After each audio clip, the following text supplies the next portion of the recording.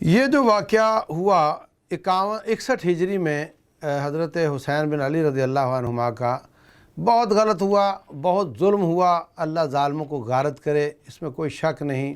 بڑے ظلم کے ساتھ ان کو شہید کیا گیا، ان کے ساتھیوں کو شہید کیا گیا، لیکن اس کی وجہ سے شریعت اسلامیہ میں کچھ اضافہ ہوا ہو یا کمی ہوئی ہو، یہ چونکہ 61 ہجری کا واقعہ ہے، اس لیے شریعت اس سے بہت پہلے مکمل ہو چکی ہے۔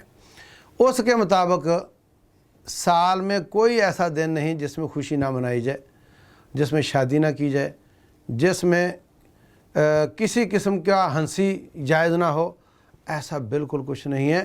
اور ان دنوں میں اس واقعے کی وجہ سے کوئی اسپیشل کھانے پکائے جائیں اور کوئی اسپیشل کیا جائے، ایسا بھی شریعت اسلامیہ میں بالکل نہیں ہے۔ یہ روٹین کے دن ہیں، اگرچہ ان دنوں میں بہت بڑا واقعہ ہوا، مگر اس طرح کے اور یہ جو دیگر گوں واقعات ہیں وہ تاریخ اس سے بھری پڑی ہے۔